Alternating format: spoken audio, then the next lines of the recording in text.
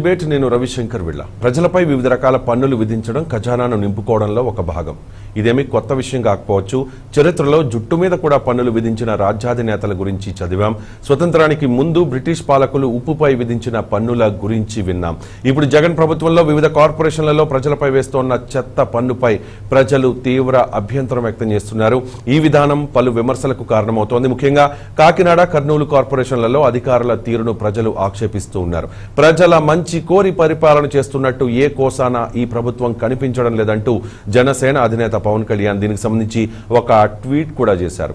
పన్ను కట్టకపోతే సామాన్లు పట్టుకుపోతామని కాకినాడ మున్సిపల్ కార్పొరేషన్ వాళ్లు ట్రాక్టర్లు వేసుకుని తిరగడం ఏం సూచిస్తుంది అని డైలీ ఫైనాన్స్ వ్యాపారం చేసుకునే వాళ్ల ఆలోచనల ఈ విధానం ఉందంటూ పవన్ కళ్యాణ్ చురకలండించారు. కర్నూలులో కూడా పన్ను చెల్లించలేదని దుకాణాల ముందు చెత్తను తెచ్చి పోసిన అంశాన్ని కూడా ప్రస్తావించారు పవన్ కళ్యాణ్. ఇంతకీ ఈ చెత్త పన్నును ప్రభుత్వం ఎలా సమర్థించుకుంటుంది? ప్రజల నుంచి తీవ్ర వ్యతిరేకత వస్తున్న పరిస్థితుల్లో ఈ విధానంపై ప్రభుత్వం పునరాలోచిస్తోందా? ఇదే అంశానికి సంబంధించి వాటి స్పెషల్ డిబేట్లో చర్చిద్దాం. చర్చలో పాల్గొనేందుకు మనతో ఉన్నారు జనసేన పార్టీ అధికార ప్రతినిధి రాయపాటి అరుణ గారు, మోకా ఆనంద్ సాగర్ గారు, తెలుగుదేశం పార్టీ అధికార ప్రతినిధి, మరి కాసేపట్లో మాలకొండయ్య గారు, భారతీయ జనతా పార్టీ అధికార ప్రతినిధి, అలాగే వైసీపీ నాయకులు కూడా ఈ స్పెషల్ డిబేట్లో జాయిన్ అవుతారు. ముందుగా మోకా ఆనంద్ సాగర్ గారు, మీది కాకినాడే కాబట్టి సో అసలు ఏం జరుగుతోంది కాకినాడలో? ఇదంతా అధికారులు ఇదంతా ఎందుకు చేస్తున్నట్టు? ఎందుకంటే ప్రభుత్వం మీద ఎంత విమర్శలు వస్తున్న నేపథ్యంలో ప్రజల ఇంటికి వెళ్ళి అది ట్రాక్టర్లలో వాళ్ళు ఒక బోర్డు కూడా పెట్టారు, దానికి ఒక ఫ్లెక్సీ, ఇంటి పన్నులు కుళాయి పన్నులు చెల్లించని ఇంటి యజమానులు సామాన్లు తీసుకుపోవు జప్తు వాహనం అని క్లియర్గా దాని మీద రాసి వెళ్ళడం మీద చాలా అభ్యంతరం అయితే వ్యక్తమవుతోంది. సో వాళ్ళు ఒకసారి ఇంటికి వచ్చిన తర్వాత వాళ్ళు ఎలా బిహేవ్ చేస్తున్నారు, అధికారులు బిహేవియర్ మీద, వాళ్ళ ప్రవర్తన మీద అక్కడ ప్రజలు ఏ రకంగా రియాక్ట్ అవుతున్నారు? ఆనంద్ సాగర్ గారు, ముందుగా మీకు ప్యానెల్ మిత్రులందరికీ కూడా హృదయపూర్వక నమస్కారాలు. నమస్తే. కాకినాడ అంటే కాకినాడకి 4-5 పేర్లు ఉన్నాయి. కోకెనడా పురాణాల్లో వాయేశపురం అని, కోకనదం అని, బుద్బుద అని, కెనడా అని, పెన్షనర్స్ ప్యారడైజ్ అని ఈ కాకినాడకి పేర్లు ఉన్నాయి. బుద్బుద, ఇందులో బుద్బుద అంటే అర్థం ఏంటంటే బురద నుంచి పుట్టిన కమలము అని అర్థం. అంటే అంత క్లీన్ సిటీ, టౌన్, ప్రశాంతతకు నిలవైంది కాకినాడ. ఈ కాకినాడలో ఈవేళ ఈ 3 ఏళ్ల నుండి ఇక్కడ ఒక మహానుభావుడు ఎమ్మెల్యే అయ్యాడు. ఆయన నేల మీద నడట్లేదు, నెత్తి మీద నడుపుతున్నాడు. ఎవరు సార్? ద్వారంపూడి గారా? నెత్తి మీద నడుపుతున్నాడు. ద్వారంపూడియా? ఇంకంతే కదా, అతనే కదా, ఇంకెవరో ద్వారంపూడి చంద్రశేఖర్. ఓకే అండి, ద్వారంపూడి అంటే జనసేనలో చాలా మంది ఫ్యాన్స్ ఉన్నారు ఆయనకి. రైట్, చెప్పండి. కూడా ఫ్యాన్స్ ఉన్నారు. రైట్ అండి. నేను నెంబర్ 1 ఫ్యాన్. రైట్. నేను ఏదైతే విషయాన్ని బయట పెట్టానో అదే పవన్ కళ్యాణ్ గారు మళ్ళీ ఆయన కూడా మాట్లాడారు. సేమ్. ఓకే, కోఇన్సిడెన్స్ అయ్యి ఉండొచ్చు. అయితే రైట్, నేను మాట్లాడింది నెల రోజులైంది, పవన్ కళ్యాణ్ గారు మాట్లాడారు. సేమ్ వాళ్ళ యొక్క వంశ చరిత్ర. ఇప్పుడు ఇక్కడ గుర్రం చేసే పని గుర్రం చేయాలి, గాడిద చేసే పని గాడిద చేయాలి, కుక్క చేసే పని కుక్క చేయాలి. అవునండి. కానీ ఇక్కడ ఏమవుతుందంటే మున్సిపల్ కమిషనరేట్ ని ఎమ్మెల్యే గారు గుప్పిట్లో పెట్టుకున్నాడు, కలెక్టరేట్ ని ఎమ్మెల్యే గారు గుప్పిట్లో పెట్టుకుని అక్కడ ఇటీవలే తెలుగుదేశం పార్టీ మేయర్ ని పదవీచ్యుతం చేసి తన సొంత మనిషిని మేయర్ గా పెట్టుకుని డెమ్మిని చేసి ఈయన పరిపాలిస్తాడు. ఈయన తమ్ముడేమో పోర్ట్ ఎమ్మెల్యే, ఈయన సిటీ ఎమ్మెల్యే, ఈయన మేనల్లుడేమో మున్సిపల్ ఎమ్మెల్యే. అందుకు ఏం చేశారంటే అక్కడ జగన్మోహన్ రెడ్డి ఏదైనా నిర్ణయం, పిచ్చి నిర్ణయం, తొక్కలక్క నిర్ణయాలు తీసుకుంటే ఫస్ట్ దాన్ని కాకినాడలో ఈయన ఇంప్లిమెంట్ చేస్తాడు. ఆ విధంగా ఇప్పుడు ఏమైందంటే ఇక్కడ ఆ విధంగా ట్రాక్టర్లకి, ఆటోలకి ఈ బ్యానర్స్ కట్టి ఇళ్ల ముందు వాటిని తిప్పుతూ చెత్త పన్ను కట్టకపోతే ఇమ్మీడియట్ గా అక్కడ ఉన్నటువంటి సామాన్లు, ఇంట్లో ఉన్నటువంటి సామాన్లు పట్టుకుపోతాం, జప్తు చేస్తాం, లారీలో వేసుకుపోతాం, ట్రాక్టర్లో వేసుకుపోతాం అని ప్రజలను భయభ్రాంతులు చేస్తూ వీధుల్లో తిప్పుతా ఉన్నారు. దీన్ని అసలు చెత్త పూర్వం కేరళలో ఒక ఒక ఒక చరిత్ర ఉంది, చరిత్ర పురాణం కాదు, చరిత్ర. ఆ సమయంలో స్త్రీ యొక్క స్తనముల పైన పన్ను విధించారు అప్పటి పాలకులు. అప్పుడే డెలివరీ అయినటువంటి ఒక స్త్రీ బిడ్డకు స్తన్యం ఇస్తుంది, అంటే పాలిస్తుంది. ఆ సమయంలో ఈ బిల్లు కలెక్టర్ వెళ్ళి పన్ను కట్టమని అడుగుతాడు. పన్ను కట్టమని అడుగుతూ ఆమె స్తన్యం చూసి, నీ స్తన్యం చాలా భారీ సైజులో ఉంది, నువ్వు డబుల్ పన్ను కట్టాలని చెప్పి డిమాండ్ చేస్తాడు. అప్పుడు ఆ మహాతల్లి తినడానికి తిండి లేక బిడ్డకు పాలిస్తున్నటువంటి ఆ పేద స్త్రీ, ఆ మాతృమూర్తి ఇంట్లోకి వెళ్ళి తన స్తన్యము కత్తిపెడతో కోసి ఒక పళ్ళులో పెట్టి, నా దగ్గర డబ్బు లేదు, ఇదే ఉంది, ఇదే పన్ను కడుతున్నానని చెప్పి ఇవ్వడం జరుగుతుంది. ఇప్పుడు జగన్మోహన్ రెడ్డి ప్రభుత్వం కూడా ప్రజలు కరోనా వచ్చి ఈ పిచ్చి తొక్కల పరిపాలనలో అష్ట కష్టాలు పడుతుంటే, కృష్ణా, గోదావరి, పెన్నా లాంటి జీవనదులు తెలుగు తల్లి గుండెల మీద ప్రవహిస్తూ ఈ ఆంధ్రప్రదేశ్ ని అన్నపూర్ణాన్ని బిరుదిచ్చి వెళితే, ఇక్కడ డొక్కలో ఒక పక్క కూడా నిండకుండా ఈవేళ ప్రజలు ఇబ్బందులు పడుతుంటే చెత్త పన్ను వేసి చెత్త పరిపాలన అందిస్తా ఉన్నాడు. అసలు ఈ తెలుగుదేశం పార్టీ ప్రభుత్వం ఈ రాష్ట్రంలో 4835 మెట్రిక్ టన్నుల చెత్త మీద సంవత్సరానికి 56 మెగావాట్ల విద్యుత్తును తీసింది, బయోడీజిల్ తీసింది. అటువంటి ప్లాన్లు గుంటూరు, విజయవాడ, నెల్లూరు, ఒంగోలు లాంటి పట్టణాల్లో నెలకొల్పింది, దాదాపు 9 కేంద్రాలని. అలాగే కంపోస్ట్ యార్డులు నిర్మించింది గ్రామాల్లో, మున్సిపల్ ఏరియాల్లో. అక్కడ చాలా మందికి ఉపాధి కల్పించింది. చెత్త మీద తెలుగుదేశం సంపద సృష్టిస్తే చెత్త మీద పన్నేసి, మురుగు కాలం మీద, మురుగునీటి మీద పన్నేసి, ఎన్ని మరుగుదొడ్లుంటే అన్ని మరుగుదొడ్ల మీద పన్నేసి, ఈ పన్నుపోటు ప్రభుత్వం ప్రజలకి వెన్నుపోటు పడుస్తూ ప్రజల్ని చిత్రహింస చేస్తూ ప్రజల నుండి పన్నుల రూపంలో పచ్చి నెత్తులు చురుకుంటుంది ఈ జగన్మోహన్ రెడ్డి ప్రభుత్వం. దానికి కాకినాడ ఎమ్మెల్యే సై అంటే సై అంటూ ప్రజల్ని పీక్కుదడానికి గోతికాడ నక్కలాగా కాచుకుని కూర్చున్నాడు. దీన్ని తెలుగుదేశం పార్టీ తీవ్రంగా విమర్శిస్తూ, తీవ్రంగా ఖండిస్తూ ఈ చెత్త ప్రభుత్వానికి బుద్ధి చెప్పాలని ప్రజలు కోరుతున్నాం. అదే విధంగా పింఛన్ ఇస్తున్నారు. ఆ పింఛన్లోంచి ఈ చెత్త పన్నుని, ఇంటి పన్ను బకాయిల్ని, మురుగునీటి పన్నుని మొదలైనటువంటి బకాయిలు ఏమైనా ఉంటే అవన్నీ కట్ చేసుకుని మిగతా డబ్బు పింఛన్దారులకు ఇస్తుంది ఈ ప్రభుత్వం. ఎంత దారుణం అండి ఇది! ప్రపంచంలో ఎక్కడా లేనటువంటి తొక్కల కంటే, అతనేం పిచ్చోడు కాదు, తొక్కల కంటే తెలివి మీరిపోయినటువంటి వ్యక్తి. ఇక్కడ ఇతను తొక్కలకు కాదు, జగ్గలకు, అంటే పొగరు మీరిపోయాడు. రైట్. వ్యక్తిగత విమర్శలు కానీ మనం ముఖ్యమంత్రి గారు కదా, కాస్త గౌరవంగా మనం మాట్లాడుకుందాం. ఓకే, మీ వ్యక్తిగత విమర్శలు వద్దు, ఇక్కడ ఈ డిబేట్ లో వద్దు. రైట్ అండి, ఏదైనా ఉంటే పాలసీలను విమర్శిద్దాం. రైట్ సార్, పాలసీలను విమర్శిద్దాం అండి, పాలసీలను విమర్శిద్దాం. రైట్. ఇక్కడ నేను అంటే వైసీపీ వాళ్ళు ఏం చెప్తారంటే, వైసీపీ వాళ్ళు, ఒక నిమిషం సార్, ఆనంద్ సాగర్ గారు వినండి, నా మాట వినండి. వైసీపీ వాళ్ళు ఇంకా జాయిన్ అవ్వలేదు, జాయిన్ అయితే వాళ్ళ మీ ప్రశ్నలకు సమాధానం చెప్తారు. వైసీపీ నాయకులు ఏం చెప్తున్నారంటే, ఏదైనా నగరపాలక సంస్థ ఏదైనా మంచి పనులు చేయాలంటే, లేకపోతే అభివృద్ధి చేయాలంటే, పార్కుల్ని అభివృద్ధి చేయాలంటే, పారిశుద్ధ్య పనులు చేయాలంటే, ఇంకా రోడ్లు వెడల్పు చేయాలంటే, డ్రైనేజీ పనులు చేయాలంటే, క్లీనింగ్ చేయాలంటే, వాట్ ఎవర్ ఏది చేయాలన్నా కూడా ఆ నగరపాలక సంస్థకు కాస్త ఖజానా ఉండాలి కదా. సో ఆ విధంగా మేము చేస్తున్నాం, పన్నులు వసూలు చేస్తున్నాం అని చెప్తున్నారు వాళ్ళు చెప్పేది ఇది.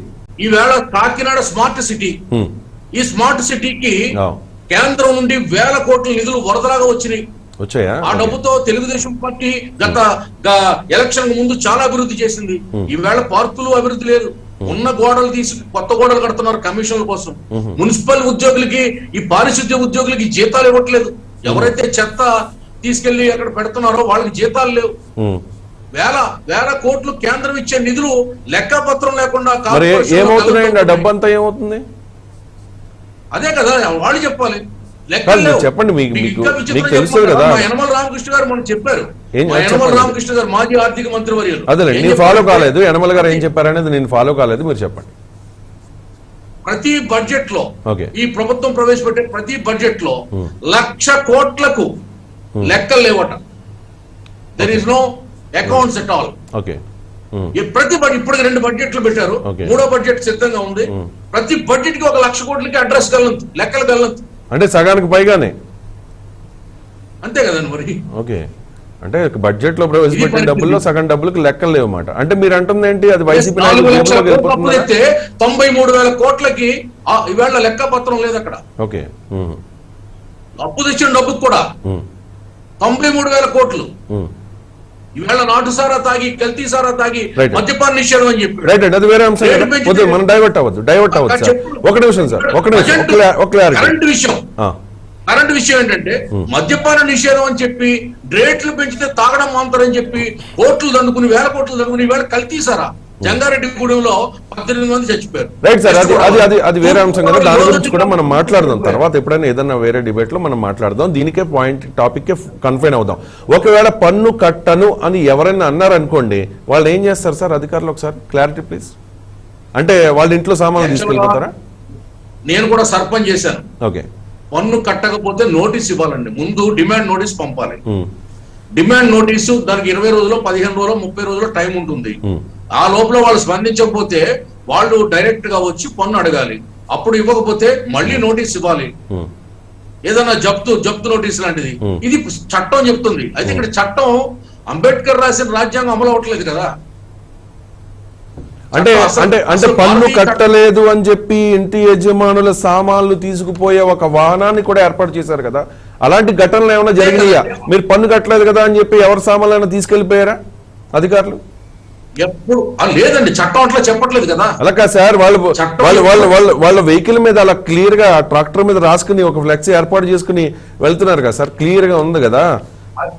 మీరు ఏదైనా పన్ను చెల్లించకపోతే సామాన్లు తీసుకుపోతామని చెప్పి మున్సిపల్ అధికారులు రావట్లేదండి అది కలెక్ట్ చేయడానికి.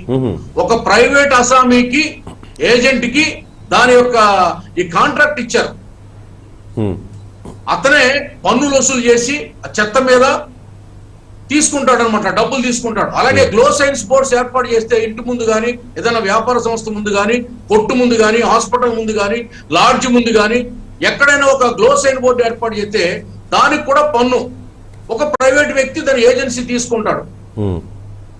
ఎక్కడైనా ఒక అడ్వర్టైజ్మెంట్ బోర్డు పెట్టాలంటే ఒక ప్రైవేట్ వ్యక్తి మున్సిపల్ ఏరియాలో ఈ కాకినాడ కార్పొరేషన్ ఏరియాలో ఒక అడ్వర్టైజ్మెంట్ బోర్డు పెట్టాలంటే దానికి ఒక ఏజెంట్, ఆ ఏజెంట్ వచ్చి ఆ రేటు నిర్ణయిస్తాడు, ప్లేస్ ఇస్తాడు, డబ్బు కట్టాలి మనం. అలాగే ఇప్పుడు ఈ ట్రాక్టర్ మీద ఈ బ్యానర్లు కట్టి వచ్చే వ్యక్తులు కూడా ఏజెంట్లు వస్తున్నారు. మున్సిపల్ అధికారుల ముసుగులో వాళ్ళ పేరుతో వాళ్ళు వచ్చి భయభ్రాంతులు చేసి కట్టకపోతే, అప్పటికప్పుడు కట్టకపోతే ఇంట్లో ఉన్నటువంటి సామాన్లు పట్టుపోయే పరిస్థితి.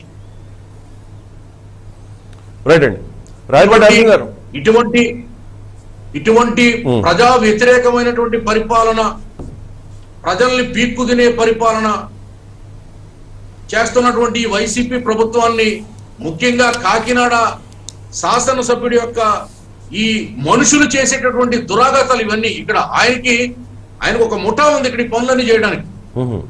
ఒక్కొక్క రంగానికి ఒక్కొక్క వ్యక్తి ఉంటాడు, ఆ వ్యక్తి దాని మీదకి వెళ్తాడు. కాకినాడ కార్పొరేషన్ లో ఇల్లు కట్టుకోవాలంటే ప్లాన్ అప్రూవల్ ఇవ్వడానికి ఒక ఏజెంట్ ఉంటాడు, ప్రైవేట్ ఏజెంట్. ఆయన దగ్గరికి వెళ్ళి తెచ్చుకోవాలి, డైరెక్ట్ గా ఆఫీస్కి వెళ్తే రాదు. అది పరిస్థితి. రైట్ అండి, మళ్ళీ మీతో మాట్లాడతా ఆనంద్ సాగర్ గారు. రాయపాడి అరుణ్ గారు, నమస్తే అండి. ప్యానెల్లో ఉన్న పెద్దలు ముందుగా మీకు జనసేన పార్టీ అధికార ప్రతినిధిగా నియమితులయ్యారు కాబట్టి, మిమ్మల్ని నియమించారు కాబట్టి మీ అధినేత పవన్ కళ్యాణ్ గారు, సో మీకు అభినందనలు చెబుతూ, మీకు మంచి ఒక గొప్ప బాధ్యత, మీరు చాలా అగ్రెసివ్గా జనసేన పార్టీ లైన్ని సోషల్ మీడియాలో అలాగే మీడియాలో కూడా వినిపిస్తూ ఉన్నారు. దాన్ని గుర్తించి మీకు మంచి అవకాశం ఇచ్చారు. సో ఫస్ట్ డిబేట్ అనుకుంటా ఇవాళ 99 టీవీలో. రైట్, ఈ ప్రభుత్వం విధిస్తోన్న వివిధ కార్పొరేషన్లలో విధిస్తోన్న ఈ చెత్త పన్నుకు సంబంధించి పవన్ కళ్యాణ్ గారు ఒక ట్వీట్ కూడా చేశారు. అది ఇంతకుముందు కూడా నేను చదివి వినిపించాను మీకు. సో ఏంటి, చెత్త పన్ను మీద ప్రజల నుంచి ఎటువంటి అభ్యంతరాలు, విమర్శలు వ్యక్తమవుతున్నాయి? మొదటిగా సార్, చెత్త పన్ను అంటే ఆల్రెడీ మనకి ఇంటి పన్ను విధించేటప్పుడే దానిలో పారిశుద్ధ్య పన్ను, వినోదపు పన్ను, లైటనింగ్ పన్ను, ఇలా 4 రకాల పన్నులు యాడ్ చేసి మనకి ఇంటి పన్ను ఇస్తారు. దాంట్లోనే మనం ఒకసారి గవర్నమెంట్ కి పే చేస్తున్నాం. మళ్ళీ ఇటీవల కొత్తగా కేంద్ర ప్రభుత్వం స్వచ్ఛ భారత్ కింద, సెస్ కింద పన్నులు వసూలు చేస్తుంది. ఆంధ్ర రాష్ట్రంలో అమరావతి అభివృద్ధి అదే రాజధాని అభివృద్ధి పన్నును ఒక పన్ను వసూలు చేస్తున్నారు. ఇవి అదనంగా పడుతున్నాయి. ఒక్కసారి ఇంటి పన్నులోనే వసూలు చేస్తున్నప్పుడు ప్రత్యేకించి మళ్ళీ చెత్త పన్ను ఎందుకు కట్టాలి? ఇంకొకసారి చెత్త నిర్వహణ మీద వస్తున్న డబ్బు అంతా ఏం చేస్తున్నారు? చెత్త నిర్వహణ తర్వాత దాన్ని వివిధ రూపాల్లో వినియోగిస్తూ ఉన్నారు. దాని నిర్వహణ ద్వారా వచ్చే డబ్బునంతా ఏం చేస్తున్నారు? ఇది ఒక పాయింట్. ఇంకొకటి, కేంద్రం పెట్టిన ఒక షరతు, మీరు అప్పులు ఎక్కువ కావాలి అంటే మీరు వసూలు చేసే ఇన్కమ్ కూడా ఎక్కువ ఉండాలి అని ఒక షరతు పెట్టింది. దాన్ని ఆధారితంగానే చాలా బీజేపీ పాలిత రాష్ట్రాలు కూడా దాన్ని వ్యతిరేకించి మేము పన్నులు వసూలు చేయము, మీ దగ్గర నుంచి మాకు అంత అధిక స్థాయిలో అప్పులు అక్కర్లేదు అని ప్రజలను ఇబ్బంది పెట్టడం ఇష్టం లేక ఆ అప్పుల పరంపరను కూడా అక్కడితో అడ్డుకట్ట వేసి ఆదాయం ఎలాగ తెచ్చుకోవాలి, రాష్ట్ర ప్రజలని ఏ విధంగా ముందుకు తీసుకెళ్లాలి, అభివృద్ధి ఏ విధంగా తీసుకెళ్లాలని ఆ రాష్ట్రాల ముఖ్యమంత్రులు దృష్టి అంతా అటువైపు సారించి ఆ పరిశ్రమలను ఆహ్వానించుకోవటం, ఆర్థిక అభివృద్ధి, ఆర్థిక ఫలాలను అభివృద్ధి చేసుకునే విధానం వైపు రాష్ట్రాన్ని నడిపిస్తున్నారు. కేవలం ఆంధ్ర రాష్ట్ర ప్రభుత్వం మాత్రమే ఆ దిశగా వెళ్ళలేక, అది చేతగాక, ప్రత్యేకించి సంపద సృష్టించడం చేతకాక ఇలాగ పన్నులు విధించి కేంద్ర ప్రభుత్వానికి ఇది ఒక ఆసరా, ఒక అండగా చూయించేసి మేము ఇదిగోండి పన్నుల రూపంలో ప్రజల్ని పట్టి పీడిస్తున్నాము, వాళ్ళ దగ్గర నుంచి వచ్చే డబ్బు ఆదాయం ఇంత ఉంటుంది, మీరు మాకు అప్పులు ఇవ్వండి, మాకు అప్పులు కావాలి, మేము అప్పులు తప్ప అభివృద్ధి చెయ్యలేము అని నిర్మోహాటంగా వాళ్ళ కాళ్ల ముందు మోకరిల్లి రాష్ట్రాన్ని వాళ్ళ దగ్గర తాకట్టు పెట్టి ప్రజలను నానా రకాలుగా ఇబ్బంది పెడుతూ పన్నులు విధిస్తున్నారు. అధికంగా పన్నులు వేస్తున్నారు, అవసరం లేని పన్నులు వేస్తున్నారు. డిస్ప్లే బోర్డులకు పన్నులు, బాత్రూమ్ కి పన్నులు, ఇవన్నీ ఎందుకు అసలు వేయాలి? ఏ రాష్ట్రంలో లేకపోకుండా అభివృద్ధి చెందిన రాష్ట్రాల్లోనే లేదు, బాగా మెట్రోపాలిటన్ సిటీస్ లో కూడా ఇంత ఈ స్థాయిలో ఉండట్లేదు. కానీ చిన్న చిన్న నగరాలకి, కార్పొరేషన్లకి అసలు అభివృద్ధికి ఏ మాత్రం నోచుకోకుండా డివైడ్ అయిన దగ్గర నుంచి, ఉమ్మడి ఆంధ్ర రాష్ట్రం నుంచి డివైడ్ అయిన దగ్గర నుంచి అభివృద్ధి అనేది లేకుండా ఇంకా ఎదుగుతూ ఉందని చెప్పుకుంటున్న ఆంధ్ర రాష్ట్రంలో కార్పొరేషన్లకి, గ్రామాలకి, పంచాయతీలకి చెత్త పన్ను ఏంటి సార్? ఇది అసలు ప్రభుత్వం అన్ని ఉచితాలు ఇస్తాను, నేను ప్రజలు ఇంట్లో కూర్చోబెట్టి సోమరపోతులుగా చేసి మొత్తం మీ అకౌంట్ లోకి డబ్బులు వేస్తానని చెప్తూ ఈ పన్ను లోపల ప్రజలు ఎందుకు పీడిస్తోంది? చేతగానితనాన్ని ఒప్పుకోలేక ఈ విధంగా. రెండోది, టీడీపీ హయాంలో మనం ఒక స్కామ్ గురించి విన్నాం, పర్టికులర్ కాల్ మనీ రాకెట్ అని చెప్పేసి. డబ్బులు ముందు ఇచ్చేసి తర్వాత అవి ఇవ్వకపోతే విపరీతమైన హెరాస్మెంట్ చేసేవాళ్ళు, ఫ్యామిలీస్ ఏదుంటే తీసుకెళ్లేవాళ్ళు. కానీ ఇళ్లలో ఆడపిల్లలను కూడా తీసుకెళ్లిన సందర్భాలు చాలా ఉన్నాయి, భర్తలను కిడ్నాప్ చేసిన సందర్భాలు చాలా ఉన్నాయి, భార్యలు కిడ్నాప్ చేసిన సందర్భాలు చాలా ఉన్నాయి ఆ కాల్ మనీ రాకెట్లు. ఆ రోజు అది తప్పు అని గందరగోళం చేసిన ఇదే వైసీపీ గవర్నమెంట్, ప్రతిపక్షంలో ఉన్నప్పుడు అంత విధ్వంసం సృష్టించిన ఈ వైసీపీ గవర్నమెంట్ ఈ రోజు గవర్నమెంట్ పనిచేయడం ఏంటి? అసలు వాహనాలు వేసుకుని ఏది దొరికితే అది బండ్లో వేసుకెళ్ళిపోతాం, మేము పాత సామానులాగా ఇనప డబ్బా రేకుల వాళ్ళలాగా అమ్ముకుంటాం తీసుకెళ్లి ప్రజల సొమ్ముని, ప్రజల ఆస్తుని అని చెప్పేసి అంత పబ్లిక్ గా బాహాటంగా జనాల్లో ప్రభుత్వమే ఇలా ప్రవర్తించడాన్ని ఏమంటారు? ఇది నియంత చర్య అనాలా, నిరంకుశ ప్రభుత్వం అనాలా, ప్రజాస్వామ్యం అనాలా? మీరు మామూలుగా మనుషుల్ని, ఆంధ్ర రాష్ట్ర ప్రజలకి ఉన్న పౌర హక్కుల్ని ఉల్లంఘించడం, పౌర హక్కుల్ని దోచేయడం అవునే ఇట్లా అనిపిస్తుంది మాకైతే. అంటే స్వతంత్రంగా వాళ్ళకి ఉన్న హక్కుల్ని కూడా వినియోగించుకోలేని పరిస్థితుల్లో ఆంధ్ర రాష్ట్ర ప్రజలకి క్రియేట్ చేసింది వైసీపీ ప్రభుత్వం. దీన్ని మేమైతే లీగల్ గా ఇప్పుడు ఎవరన్నా ఒకళ్ళు అప్పిస్తే మన ఇంటి మీదకి వచ్చేసి కట్టలేని కండిషన్ లో ఉన్నప్పుడు దౌర్జన్యం చేస్తే వెళ్ళి లీగల్ గా కేసు ఫైల్ చేసుకుంటాం. ఇప్పుడు మా పరిస్థితులు ఇలా ఉన్నాయి, మేము కట్టలేకపోతున్నాము, కానీ వీళ్ళు మా ఇంటి మీదకి వచ్చేసి ఇట్లా చేస్తున్నారు అని చెప్పేసి లీగల్ కేసులు ఫైల్ చేసుకుంటాం. ఇవాళ అదే చర్యల్ని ప్రభుత్వం ఉల్లంఘిస్తుంటే, లా అండ్ ఆర్డర్ ని ప్రభుత్వమే మంటగలుపుతుంటే దీన్ని ఏ విధంగా తీసుకోవాలి? అంటే కొత్తగా వీళ్ళు రాసుకున్న రాజ్యాంగం ఏదన్నా రాష్ట్రంలో అమలు జరుగుతోందా? భారత రాజ్యాంగం కాకుండా వీళ్ళు రాసుకున్న రాజ్యాంగం అమలు జరుగుతుందని అనుకోవాలా? వైసీపీ ప్రభుత్వానికి వ్యతిరేకంగానో లేదంటే వాళ్ళు నచ్చని వాళ్ళు ఆంధ్ర రాష్ట్రంలో ఎవరు ఉండడానికి వీలు లేదా? నచ్చినా నచ్చకపోయినా ఆర్థిక పరిస్థితి దృష్ట్యా కరోనాలో చాలా మందికి వ్యాపారాలు లేవు. ఇందాక అది వ్యాపార సముదాయాల దగ్గర చెత్త పోయటం విషయం గురించి మాట్లాడితే చాలా మందికి 2 ఏళ్లుగా లాక్డౌన్ మూలంగా చాలా ఆర్థిక పరిస్థితులు బాగా కుంటుపడిపోయి చాలా కుటుంబాలు ఛిద్రమైపోయి ఉన్నాయి. కొన్ని కుటుంబాలు ఆత్మహత్యలు చేసుకున్న సందర్భాలు కూడా మనం చూసాం. ఇప్పటికీ ఆ టైంలో ఆ వ్యాపార అభివృద్ధి కోసం తీసుకున్న అప్పులకి వడ్డీలు కట్టుకోలేక, ఆదాయం ఇంకా పెరక్క, ఆర్థిక పరిస్థితులు, రాష్ట్రంలో పరిస్థితులు ఇంకా గాడిలో పడక ప్రభుత్వం ఏ విధమైన ప్రోత్సాహక చర్యలు వ్యాపారులకి, వ్యాపార సంస్థలకి, పరిశ్రమలకి అందించక వాళ్ళకున్న అరాకొర వస్తున్న ఆదాయంతో ఇప్పుడు పుంజుకుంటున్న సందర్భాల్లో వ్యాపార సంస్థల మీద ఇలాగా అధికంగా పన్నులు వేయటం, సామాన్యులపైన ఇలాగ అధికంగా పన్నులు వేయటం, దీన్ని బెదిరింపు చర్యగాను, కక్ష సాధింపు చర్యగాను అనుకోవాలా? 2019లో దేశవ్యాప్తంగా అలాగే ఆంధ్ర రాష్ట్ర చరిత్రలో వెరీ కాస్ట్లీయెస్ట్ ఎలక్షన్ జరిగింది. దానికి జరిగినంత డబ్బు దాని మీద ఖర్చు పెట్టినంత డబ్బు గతంలో ఎప్పుడు పెట్టాల, ఇక మీద పెడతారో లేదని అవి కూడా మనకు తెలియదు. ఇది కొన్ని లెక్కల ప్రకారం బయటకు వచ్చిన న్యూస్. అప్పుడు మాత్రం అంత ఖర్చు పెట్టించి మా దగ్గర నుంచి ఓట్లు మాకు ఇంత రేట్లు కమ్మారు కాబట్టి మేము మీ దగ్గర నుంచి ఓట్లు కొన్నాం కాబట్టి ఇవాళ చచ్చినట్టుగా మేము వేసిన పన్నులు మీరు కట్టండి అని ప్రభుత్వం కక్ష సాధింపు దూరంలో వెళ్తుందా, లేదా నిజంగా ఇది ప్రజా సంక్షేమ ప్రభుత్వమా? దీన్ని మనం ఏ విధంగా తీసుకోవాలి? అసలు చెత్త పన్ను ఇన్నిసార్లు ఎలా వసూలు చేస్తారు? ఒక కుటుంబం నుంచి, ఒక వ్యక్తి నుంచి, ఒక సముదాయం నుంచి ప్రభుత్వం ఇన్ని రకాలుగా ఒకే రకం పన్ను ఇన్నిసార్లు ఎలా కట్టించుకుంటుంది అసలు? రైట్ అండి, అంటే ఆల్రెడీ ఇంక్లూడ్ అయిపోయిందా మీరు అన్నట్టుగా ఈ చెత్త పన్ను, ఇంటి పన్ను? ఇంటి పన్నులో క్లియర్ గా ఇస్తారు సార్ వాళ్ళు. అవును, పారిశుద్ధ్య నిర్వహణ పన్ను అని చెప్పేసి ఇంటి పన్ను దానిలో ఇస్తారు మనకి ఇచ్చేటప్పుడే. పారిశుద్ధ్య నిర్వహణ అంటే డ్రైనేజ్ ఉంటది, చెత్త ఉంటది, ఖాళీ స్థలాలు శుభ్రం చేయడం ఉంటది, దోమలకు మందు కొట్టడం ఉంటది. ఇవన్నీ పారిశుద్ధ్య నిర్వహణ కిందకే వస్తాయి. వీళ్ళు పన్నులు వసూలు చేస్తున్నారు కదా అని అన్ని శుభ్రంగా చేస్తున్నారా? ఏ ఒక్క డ్రైనేజీ క్లియర్ గా ఉండదు, ఏ ఒక్క డంపింగ్ యార్డ్ క్లియర్ గా ఉండదు. దోమల నిర్వహణకి ఎవ్వరు ఒక్క నగరపాలక సంస్థలో గానీ, ఒక మున్సిపాలిటీలో గానీ, ఒక పంచాయతీలో గానీ ప్రాపర్ గా నిర్వహణ ఉండదు. ప్రజలు హాస్పిటల్ చుట్టూ ఒక సీజన్లు వస్తే అసలు కంప్లీట్ గా హాస్పిటల్ నిండా కేవలం జ్వరాలతోనే ఉంటారు. Reason only malaria, typhoid, dengue. ఇలాగా సరే, టైఫాయిడ్ అంటే వాటర్ ద్వారా వచ్చిందని తీసేయండి. మలేరియా, డెంగ్యూ వచ్చేది ఎస్పెషల్లీ దోమల వల్లే వస్తుంది. ఇన్ని హాస్పిటల్స్ లో ఇంతమంది బ్రతికిస్తున్నారు, సామాన్యులంతా వాళ్ళు సంపాదించిన డబ్బంతా తీసుకెళ్లి హాస్పిటల్కే పోస్తున్నారు. ఈ దోమలు, ఈ పారిశుద్ధ్య నిర్వహణ పన్ను వేస్తున్న ప్రభుత్వం ప్రజలకు ఎందుకు వాటిని కంప్లీట్ గా ఇవ్వలేకపోతుంది? డబ్బు తీసుకుంటుంది కదా వాళ్ళ దగ్గర నుంచి, పని ఎందుకు సరిగ్గా చెయ్యట్లేదు? ఎందుకు వసూలు చేస్తుంది? మీ నెల్లూరు నగరపాలక సంస్థలు కూడా ఇదే పరిస్థితి? ఇప్పుడు కాకినాడలో ఒక ఇన్సిడెంట్ చూసాం, కర్నూలులో ఒక ఇన్సిడెంట్ చూసాం. ఒంగోలు అన్ని రాష్ట్ర వ్యాప్తంగా అంతా ఇలాగే ఉండేది. కాకపోతే ద్వారంపూడి చంద్రశేఖరరావు గారికి కొంచెం వాళ్ళ ముఖ్యమంత్రి గారు, వాళ్ళ ప్రభుత్వం అంటే ఇంకొంచెం అభిమానం, ప్రేమ, ఆప్యాయతలు ఎక్కువ కాబట్టి తొందరపడి ఆ కోయిలు ముందే కూసింది. ఎవరో సార్ సామాజిక వర్గం. రైట్ అండి, అదే మీరు కరెక్ట్ గా చెప్పారు. రైట్ అండి, సామాజిక వర్గాల ప్రస్తావన. కానీ అరుణ్ గారు రీసెంట్ గా ఆవిర్భావ సభలో మీ అధినేత పవన్ కళ్యాణ్ కూడా ఎవరైతే ఇప్పటి వరకు ఆనంద్ సాగర్ గారు చెప్పారో ఆ ఎమ్మెల్యే పేరును కూడా ప్రస్తావించారు. రైట్, అక్కడ ఆ ఎమ్మెల్యే చేస్తోన్న కొన్ని పనులను కూడా ఇప్పుడు ఆనంద్ సాగర్ గారు చెప్పిన పరిస్థితి. అవును సార్, ఆయన అంటే కొంచెం అదే విపరీతమైన ముఖ్యమంత్రి గారికి ఆయనకి బాగా సన్నిహిత సంబంధాలు ఉన్నాయేమో బహుశా. నన్ను ఎవరు ఆపేది అన్నట్లుగా, నన్ను ఎవరు ఆపరలే, రాష్ట్ర వ్యాప్తంగా నేను ఏదే చెప్తే అదే శాసనం అన్నట్లుగా నడుస్తోంది కాబట్టి కొంచెం ఆ ద్వారంపూడి చంద్రశేఖర్ గారు అనే పోయిలకు ముందే పూసింది. ఆ ముందే పూయటం మూలంగా రాష్ట్ర వ్యాప్తంగా ప్రజలందరూ బయటకు వచ్చేసి ఇప్పుడు ప్రభుత్వాన్ని ఈ విషయాన్ని, ఈ చర్యను అయితే తీవ్రంగా ఖండిస్తున్నారు. ఇది ముందుకు సాగితే మాత్రం దీనికి సంబంధించి తీవ్రమైన వ్యతిరేకతని ప్రజల నుంచి ప్రభుత్వం ఎదుర్కోవాల్సి వస్తుంది.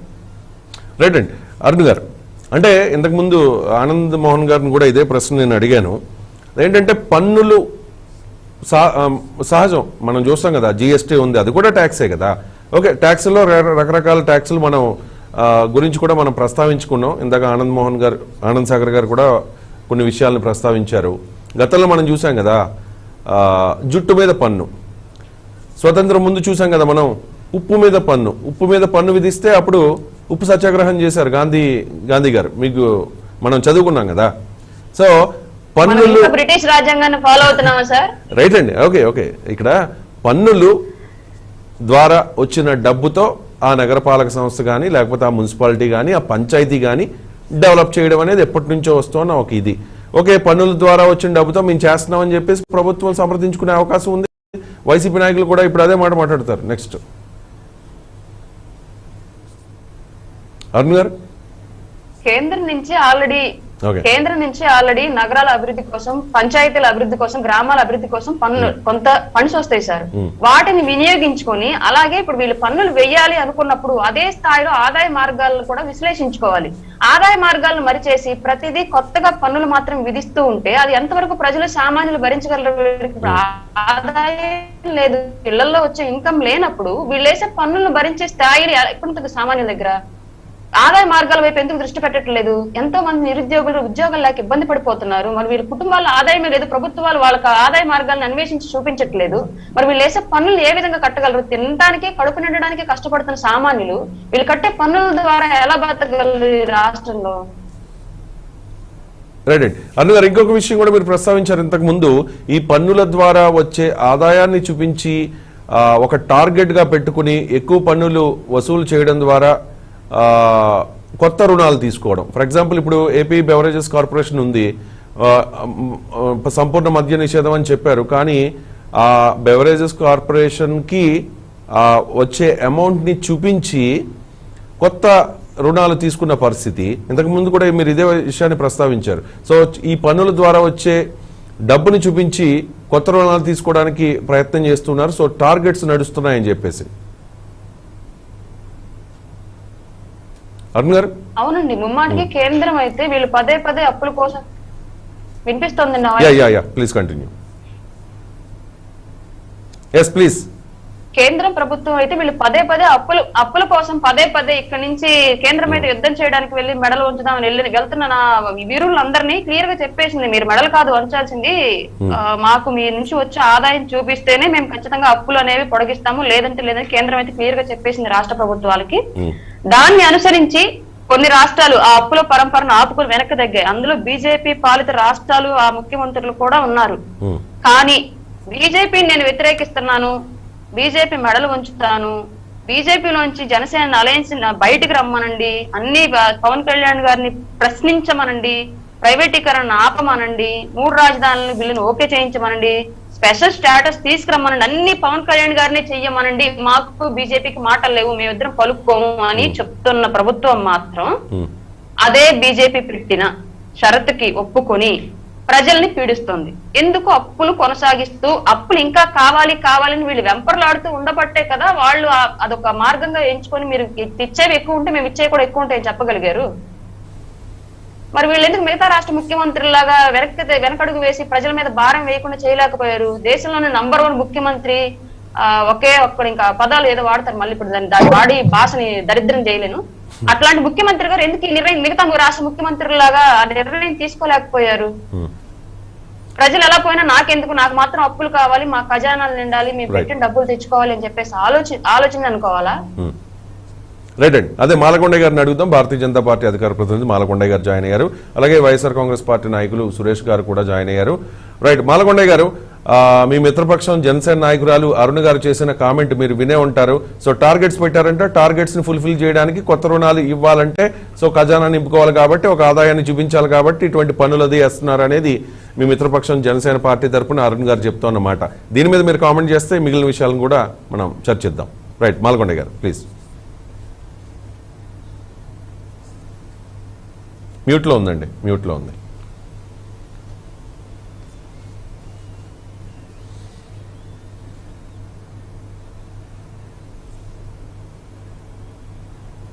మాలకొండ గారు మ్యూట్లో ఉందండి, మ్యూట్లో ఉంది, ప్లీజ్ చెప్పండి.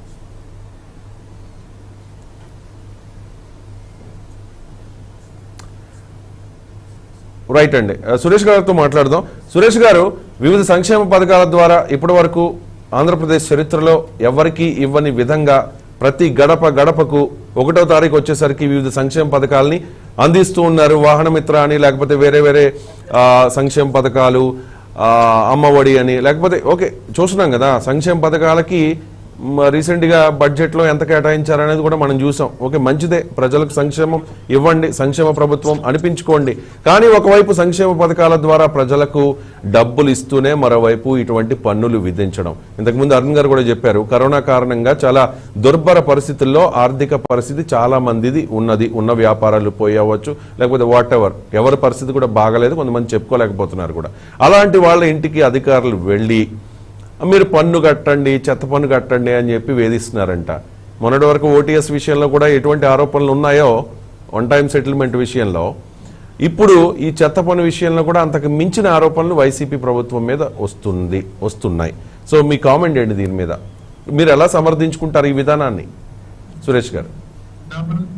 ఛానల్ వారికి ముందుగా నమస్కారం అండి. అలాగే అన్న మోహన్ సాగర్ గారికి, వీర మహిళ సోదరి డిబేట్ లో ఉన్న మాలకొండయ్య గారికి కూడా, బాబాయ్ అందరికి హృదయపూర్వక ధన్యవాదాలండి.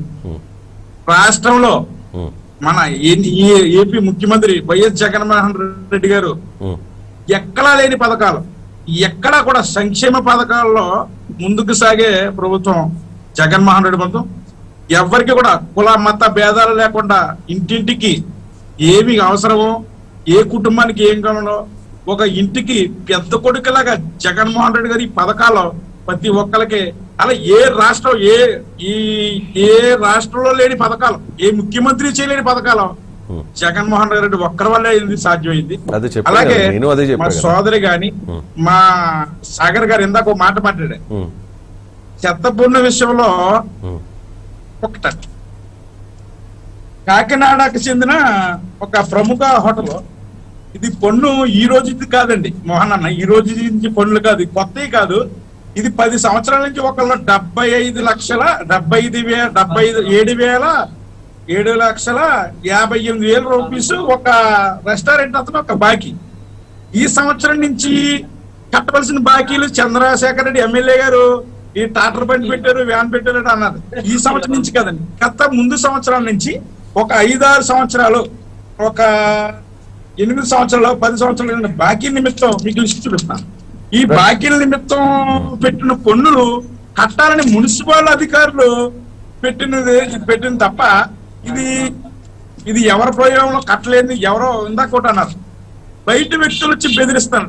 చాలా పొరపాటు అండి అన్నగారు. ఎందుకంటే ఒక కమిషనర్ ఉంటాడు, దానికి పైన ఇంకొక అధికారి ఉంటాడు. బయట వాళ్ళు వెళ్ళి నువ్వు పన్ను కట్టకపోతే నేను సామాన్లు వేసుకెళ్ళిపోతాను, లేకపోతే ఇంకోటి చేస్తాను. దీని చట్టం ఎవరు చుట్టం కాదు, బాబాసాహెబ్ ఆయన.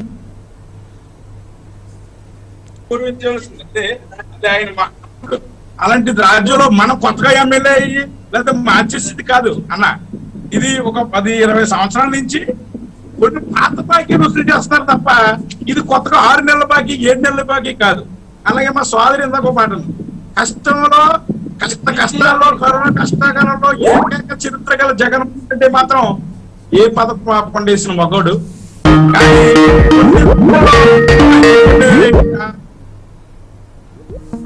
ఇంటి పన్ను ఉంటుంది,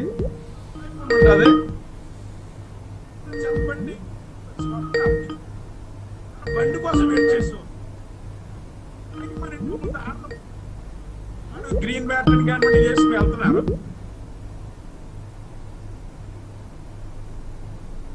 20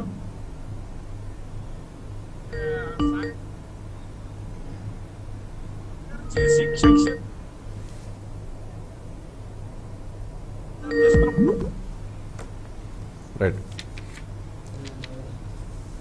రైట్. చిన్న టెక్నికల్ ఇష్యూ. సురేష్ గారు, మీకు ఏదో ఫోన్ వస్తున్నట్టు ఉంది, రీసౌండ్ వస్తుంది, దయచేసి ఫోన్ ఆఫ్ చేయండి, మీకు మీ వాయిస్ క్లియర్గా వినిపిస్తుంది. ఇప్పుడు ఓకేనా? రైట్. సురేష్ గారు, మళ్ళీ మీతో మాట్లాడతాం. మీరు చాలా విషయాలను ప్రస్తావించారు. చట్టం ఎవరి చుట్టం కాదు అన్నారు. మరి అదే జన సైనికులు కాకినాడలో తమ అధినేత పవన్ కళ్యాణ్ గారిని ఒక మాట ద్వారంపూడి చంద్రశేఖర్ రెడ్డి గారు అన్నారని చెప్పి నిరసన తెలియజేయడానికి వెళ్తే మరి చట్టం ఎవరికి చుట్టంగా పనిచేసింది అనేది కూడా మనం మాట్లాడదాం. చిన్న టెక్నికల్ ఎర్రర్ వల్ల మిమ్మల్ని తర్వాత తీసుకుంటాం. మాలకొండయ్య గారు జాయిన్ అయ్యారు. మాలకొండయ్య గారు వినిపిస్తుంది, చెప్పండి. నేను ఇంతకు ముందు అడిగిన ప్రశ్నకు సమాధానం చెప్పండి. రవిశంకర్ గారు, మరొకసారి మీకు డిబేట్ లో ఉన్న పెద్దలకి నమస్కారం. మన సోదరిమణి జనసేన అధికార ప్రతినిధి, నూతనంగా నామినేట్ అయినటువంటి సోదరిమణికి శుభాకాంక్షలు తెలియజేస్తున్నాను. సోదరిమణి మాట్లాడుతూ 2-3 విషయాలు చెప్పారు. కేంద్ర ప్రభుత్వం ఒత్తిడి తెస్తుంది, కేంద్ర ప్రభుత్వం ట్యాక్సులు వసూలు చేయమని చెప్పింది, దానికోసమే ఇక్కడ ఈ రాష్ట్ర ప్రభుత్వం వసూలు చేస్తుందని చెప్పి ఆ టార్గెట్ చూపించుకోవడం కోసం ప్రయత్నం చేస్తున్నారని చెప్పారు. దాంట్లో చిన్న వివరణ ఏంటంటే, మీకున్న పరిస్థితుల దృష్ట్యా ప్రజలకు ఇబ్బంది లేకోకుండా డెవలప్మెంట్ కోసం ఏదైతే ప్రయత్నాలు చేస్తున్నారో దాన్ని చిత్తశుద్ధితో మీరు పూర్తి చేసుకొని రిపోర్ట్ క్లారిటీగా చేయండి, దానికోసం అభివృద్ధి కార్యక్రమాలకి మీకు సహకరిస్తాము అని కేంద్ర ప్రభుత్వం మాత్రం చెప్తుంది తప్ప పన్నులు వేయండి అని, ఆ పన్నుల ఆధారంగా మీకు లోన్లు వస్తాయని, ఆ పన్నుల ఆధారంగా మీకు పెట్టుబడులు ఇస్తామని ఎక్కడా కూడా కేంద్ర ప్రభుత్వం, నరేంద్ర మోడీ గారి ప్రభుత్వం చెప్పలేదు. రెండోది, అప్పులు ఇచ్చేది కేంద్ర ప్రభుత్వం కాదు. కేంద్ర ప్రభుత్వం దగ్గరికి వెళ్ళి అప్పులు అడిగే పరిస్థితి లేదు. కేంద్ర ప్రభుత్వం దగ్గరికి వెళ్ళి నిధులు మాత్రమే అడుగుతారు, నిధులు కావాల్సిన కాడికి ఇస్తారు. రాష్ట్ర ప్రభుత్వం తెచ్చుకొని ఆంధ్రప్రదేశ్ అభివృద్ధి చేయవలసిన అవసరం ఉంది. ఆ విధంగా అభివృద్ధి కూడా చేయడంలో ఈ ప్రభుత్వం వైఫల్యం చెందింది. ఆ విషయం అయితే చాలా స్పష్టంగా నేను చెప్పగలను రవిశంకర్ గారు. అదే విధంగా కొన్ని విషయాలు మనం ఈరోజు చాలా మంచి విషయం మీద మీరు డిబేట్ పెట్టారు. నేను ఏమంటానంటే ఆంధ్రప్రదేశ్ లో ఇవాళ జగన్మోహన్ రెడ్డి గారి ప్రభుత్వం ఏదైతే నిరంకుశ పాలన చేస్తుందో ప్రజల్ని తప్పుదారి పట్టించడానికి అనేక పన్నులు వేసి ప్రజల యొక్క నడ్డిని విరిసే విధంగా ప్రజాస్వామ్య నైతిక విలువలు లేకుండా చేస్తున్నటువంటి పరిపాలన ఏదైతే ఉందో అంతే స్థాయిలో తెలుగుదేశం చేసినటువంటి తప్పులు కూడా ఉన్నాయి. కాబట్టి వాళ్ళ ప్రజలు గందరగోళంలో ఉన్నారు. ఇందాక ఆనంద్ సాగర్ గారు మా మిత్రులు కొన్ని విషయాలు చెప్పారు. నేను అడుగుతున్నాను, పన్నులు పెంచే విషయంలో ఆంధ్రప్రదేశ్ ప్రభుత్వం జగన్మోహన్ రెడ్డి గారు నిర్ణయం తీసుకుంటే కాకినాడలో తెలుగుదేశం పార్టీ నుంచి నెగ్గిన మేయర్ గారు సంవత్సరం వెనకాలకు వెళ్లి పన్నులు వసూలు చేయాలని చెప్పి చాలా ఉత్సాహంగా తీర్మానం చేసి కాకినాడకి పన్నులు వసూలు చేసేటటువంటి తీర్మానాన్ని పాస్ చేసింది తెలుగుదేశం పార్టీ మేయర్ గారు. అదే విధంగా ఇవాళ మనం కొన్ని విషయాలు మనం గమనించినట్లయితే 15% పన్నులు పెంచేటటువంటి విధానాన్ని కోర్టు వ్యతిరేకించినప్పటికీ ఇది న్యాయబద్ధం కాదని చెప్పినప్పటికీ మేము వేస్తాము, మాకు 151 సీట్లు ప్రజలు ఇచ్చారు, మేము ఏం చేసినా మీరు చూస్తూ ఊరుకోవాలి తప్ప మాట్లాడే అవకాశం లేదని మంత్రి మండలి ద్వారా 15% ట్యాక్స్ తీసుకొచ్చి ప్రజలను ఎత్తున పెట్టారు. ఈ విధంగా అనేక విషయాలు మనం చూస్తే చెత్త విషయంలో పన్ను విషయం చూసినట్లయితే జనరల్ గా 15% పెంచినటువంటి విషయాలు చూసినట్లయితే గతంలో మున్సిపాలిటీ ఏదైతే కార్పొరేషన్ తర్వాత పన్నులు విధించిన విధానంలో ఇందాక మన సోదరిమణి గారు చెప్పినట్టుగా గ్రంథాలయం పన్ను, చెత్త పన్ను, నీటి పన్ను, రోడ్డు పన్ను, మన ఇల్లు కట్టుకునేటటువంటి అందరూ కూడా కార్పొరేషన్ నిబంధనల ప్రకారం చెల్లిస్తున్నాము. ఇది ప్రత్యేకంగా ఎందుకు వేస్తున్నారంటే వీళ్ళకి రాష్ట్రంలో ప్రజల యొక్క అభివృద్ధి చేయలేక, ప్రాంతాల అభివృద్ధి చేయలేక, నూతనంగా వనరులు సంపాదించలేక ఏవైతే అవినీతి కార్యక్రమాలు ముందుకు తీసుకెళ్తున్నారు కాబట్టి వాళ్ళకి ముందు చూపు లేనటువంటి పరిపాలన జరుగుతుంది. కాబట్టి ఇవాళ వాళ్ళు ఇష్టారాజ్యంగా చేస్తున్నారు. కార్పొరేషన్ లో తెలుగుదేశం పార్టీలో నెగ్గులంతా వైసీపీలోకి వెళ్ళిపోయారు. ఇవాళ తెలుగుదేశం కాంగ్రెస్ రెండు పార్టీలు కలిపి కార్పొరేషన్ ఏలుతున్నటువంటి పరిస్థితి. ఇవాళ కౌన్సిల్ సమావేశం జరుగుతుంది. నేను కూడా స్వయంగా అక్కడ ఉన్న పరిస్థితి చూసాను. ఎందుకంటే ప్రజాస్వామ్యం లేని పద్ధతిలో కౌన్సిల్ సమావేశం, ఎవరు లోపలికి వెళ్ళడానికి వీల్లేదు, ఎవరితో మాట్లాడిస్తారో తెలియదు. బీజేపీకి ఏకైక కార్పొరేటర్ గా ఒకరు ఉంటే కనీసం మైక్ కూడా ఇవ్వనటువంటి దౌర్భాగ్యమైనటువంటి కార్పొరేషన్ కాకినాడ కార్పొరేషన్. ఆ విధంగా ఇవాళ మనం చూసినట్లయితే పోయిన సంవత్సరం కార్పొరేషన్ బడ్జెట్ కి ఈ సంవత్సరం 100 కోట్లు పెంచి చూపించారు. ఇందా మన సోదరిమణి గారు చెప్పినట్టుగా అప్పులు చేసుకోవడం కోసం మా బడ్జెట్ ఎంత ఉందని చెప్పుకోవడం కోసం ఏ విధంగా ఈ బడ్జెట్ పెడతారు? కేంద్రం ఇచ్చినటువంటి స్మార్ట్ సిటీ దానికి 500 కోట్లు కేంద్రం ఇస్తే దానికి రాష్ట్రం ఒక కోటా ఇవ్వడానికి వాళ్ళ దగ్గర డబ్బులు లేవు. ఏ విధంగా ఈ యొక్క అభివృద్ధి జరుగుతుందని చూస్తే ఇప్పుడు మీరు చెప్పినటువంటి ప్రధాన అంశం జోలికి వస్తే ప్రజలు పన్నులు కడుతున్నటువంటి కాకినాడ ప్రజలు కానీ ఆంధ్రప్రదేశ్ లో ప్రజలందరూ ప్రభుత్వాలకి భయపడి పన్నులు కట్టడానికి సిద్ధంగా ఉంటారు. కొంతమంది కట్టలేని పరిస్థితి ఎక్కడైతే వస్తుంది, వారి ఆర్థిక పరిస్థితి ఎక్కడైతే ఇబ్బందిగా ఉంది, కరోనా కారణంగా ఉన్నటువంటి ఇబ్బందులు పక్క మనం దృష్టిలో పెట్టుకొని ఈ పన్నులు వసూలు చేసుకోవడానికి కావాల్సినటువంటి ఏదైతే ప్రజలకి వివరించి ఇది పరిస్థితి, మన అభివృద్ధి కోసం పన్నులు కట్టండి అని చెప్పి వసూలు చేసుకునే విధానం ఒకవైపు అయితే మేము వెహికల్ పెట్టాము, ప్రైవేట్ కాంట్రాక్ట్ గొప్ప చెప్పాము, మైక్ ఒకటి పెట్టేసి ఇళ్లలో సామాన్లు పట్టుకుపోతాం, జప్తీలు చేస్తాం అని చేస్తే ఇక్కడ చూస్తూ ఎవరు ఊరుకోరు. కేవలం ప్రజల్ని భయపెట్టి భయాందోళన సృష్టించి పన్నులు వసూలు చేయాలని ఈ యొక్క ఆలోచన చేస్తున్నారు. నిజంగా అటువంటి పరిస్థితి వస్తే ఆ యొక్క బండ్లు రోడ్డు మీద తిరగం, ఆ కాంట్రాక్టర్ రోడ్డు మీదకి రాడు, ఈ ప్రజాప్రతినిధులు కూడా పన్నులు కట్టమని చెప్పి బయటకు వచ్చేటటువంటి పరిస్థితి ఉండదని చెప్పి భారతీయ జనతా పార్టీ తరఫున చాలా స్పష్టంగా ప్రజలకి అండగా ఉంటాం, ప్రజల సంక్షేమానికి అండగా ఉంటాం. రౌడీజం చేయాలని ప్రయత్నం చేసినా, ప్రజలను బెదిరించి భయభ్రాంతులు సృష్టించాలన్నా ఇక్కడ ఉన్న ప్రజలు అటువంటి వాతావరణానికి భయపడే పరిస్థితి ఉండదు. కాబట్టి నేను ఒకటే మాట్లాడుతున్నాను, ఈ యొక్క ఆంధ్రప్రదేశ్ ప్రభుత్వం కాకినాడలో ఉన్నటువంటి మన అధికార పార్టీకి సంబంధించిన ప్రతినిధులు ప్రజల సంక్షేమం కోసం కలిసి పనిచేద్దాం. ఇవాళ కాకినాడకి బోల్డ్ డబ్బు ఉంది. నేను ఒకటే సవాల్ విసురుతున్నాను, కమిషనర్ గారు ఐఏఎస్ ఆఫీసరు చాలా మంచి మనిషి వచ్చారని మేము అందరం ఆనందపడ్డాం. కానీ వారి పరిపాలన చూసినట్లయితే అధికారులకి ఏ విధమైనటువంటి వాతావరణం ఉందో అధికారులు బయటికి చెప్పుకోలేని ఇబ్బంది పడుతున్నారు. కార్పొరేటర్లు కూడా మాకు స్వేచ్ఛ లేదు, స్వతంత్రం లేదు, ఏదైతే సంతకం పెట్టమంటే పెట్టి వచ్చేయటం తప్ప మాకు కమిషనర్ గారే దేవుడు అని చెప్తున్నారు. అయితే నేను ఒకటి అడుగుతున్నాను, ప్రజల పన్నులు కట్టవలసిందే, అభివృద్ధికి సహకరించవలసిందే. కానీ ఇవాళ కాకినాడలో ఎన్ని వందల కోట్ల రూపాయల పన్నుల బకాయిలు ఉన్నాయి. గతంలో కార్పొరేషన్ కమిషనర్ గారే ప్రకటించారు. అవి వసూలు చేయడంలో ఆ లిస్టును బయట పెట్టి ఇదే విధంగా పన్నులు వసూలు చేయడానికి ఎందుకు ఇంత ఇంట్రెస్ట్ చూపించట్లేదు? పేద ప్రజలు, బడుగు బలహీన వర్గాల ప్రజలు వాళ్ళ దగ్గరికి వెక్కి తిప్పి మైకి ద్వారా బెదిరించడం అనేటటువంటిది ప్రజాస్వామ్యంలో ఇది చాలా తప్పిదముగా భారతీయ జనతా పార్టీ భావిస్తుంది. ఇటువంటి నిరంకుశమైనటువంటి వ్యవహారాన్ని పక్కన పెట్టి సంక్షేమం వైపు వెళ్దాము, పేదవాళ్ళకి అభివృద్ధి వైపు వెళదాము. ఇవాళ ప్రజలందరూ కూడా కరోనా కారణంగా ఆర్థిక ఇబ్బందుల్లో ఉన్నారు. వారు ఏ విధంగా కట్టగలరో కావాల్సిన 4 వాయిదాలు ఇచ్చి కట్టించుకునేటటువంటి విధానంగా అభివృద్ధి కోసం మనం పనిచేద్దాము.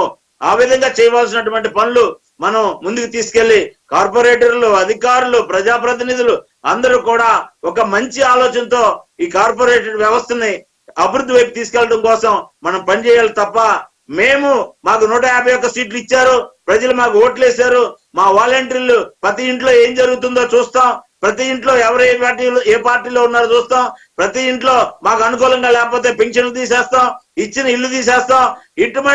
ఇటువంటి ఈ వైసీపీ ఆలోచనని పూర్తిగా పక్కన పెట్టాలనేటటువంటి ఆలోచనతో నేనైతే ప్రభుత్వాన్ని సూచన చేస్తున్నాను రవిశంకర్ గారు.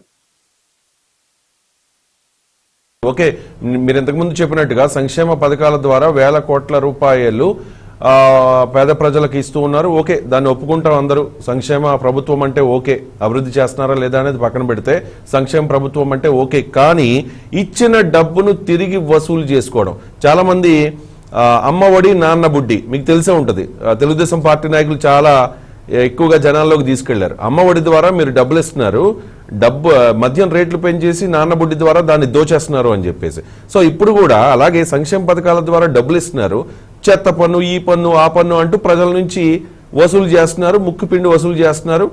ఎంత దారుణంగా అంటే కాకినాడలో చూసాం కదా, ఓపెన్గా పన్నులు కట్టకపోతే ఇంటి యజమానులు సామాన్లు తీసుకుపోవు, జప్తు వాహనం అని చెప్పి మీరు క్లియర్గా ఒక వెహికల్ పెట్టి ఆ వీధుల్లో తిప్పుతున్నారంటే మరి ప్రజలు భయభ్రాంతులకు గురి చేసినట్టే కదా సురేష్ గారు.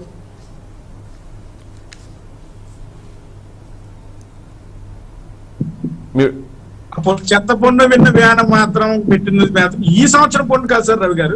ఈ సంవత్సరం పన్ను కట్టండి, 6 నెలల క్రితం పన్ను కట్టండి కాదు సార్. ఒక 10 సంవత్సరాలు, 5 సంవత్సరాలు, 6 సంవత్సరాల కింద పన్ను కట్టమని అడిగారు అంతే తప్ప ఎవరిని దుర్మార్గంగా చేయమని కానీ ఎవరిని చేయమని కానీ. ఇప్పుడు మాలకొండ గారు అన్నారు రౌడీ రాజ్యం కింద ఉన్నది. ఎవరో మా వైఎస్ జగన్మోహన్ రెడ్డి గారు అధికారం వచ్చాక ఎటువంటి అరాచకాలు లేకుండా జరిగింది. అదే ఇందాక రవి గారు చెప్పారు, గతంలో ద్వారపూడి చంద్రశేఖర్ జనసేన పార్టీ మహిళల్ని ద్వారంపూడి చంద్రశేఖర్ ఎమ్మెల్యే గారు కాదండి, తెలుగుదేశంలో ముసుగులో ఉన్న కొంతమంది యువత అధికార పార్టీ మీద తప్పుదో చెయ్యాలని ఆ తెలుగుదేశంలో ఉన్న కొంతమంది రౌడీ ముఖాలు ఆ రోజు ఆ మహిళల మీద కానీ వీరమణ సోదరులు అక్కలు అందరూ కూడా మహిళలు అంటే గౌరవించే పార్టీ ఏకైక పార్టీ జగన్మోహన్ రెడ్డి గారి పార్టీ. అందరూ సవాల్ చేసింది ఎవరండి? అలాంటి వారు ఆ ముఖం మరి రండి చూసుకుందాం అని సవాల్ చేసింది ఎవరండి? ఆ రోజు చంద్రశేఖర్ రెడ్డి గారు చేయించారని అధికార పార్టీ మీద పురుంచడంతో ఇన్ని సంక్షేమ పథకాలు ఇచ్చాడు కదా జగన్మోహన్ రెడ్డి, ఈ ఎమ్మెల్యే గారి మీద తోసేద్దాం, లేకపోతే పక్కన మంత్రి మీద తోసేద్దాం, లేకపోతే కనబాబు మీద తోసేద్దాం, లేకపోతే విష్ణు గారి మీద తోసేద్దాం అని చెప్పి కొన్ని రౌడీ ముఖాలు చేసి తప్ప ఏ మహిళల్ని కూడా కించపరిచిన ప్రభుత్వం మా జగన్మోహన్ రెడ్డి ప్రభుత్వం. అలా ఏపీ మంత్రులు ఎవరినన్నా విష్ణు గారు కానీ, రాష్ట్ర శాఖ మంత్రులు వ్యవసాయ కనబాబు గారు కానీ ఎవరైనా కూడా ఒకటే అండి, సంక్షేమ పథకాలలో ఎవరైనా అర్హులు ఉంటే వాళ్ళ ప్రతి ఒక్కరికి అందాలని చెప్పే పార్టీ జగన్మోహన్.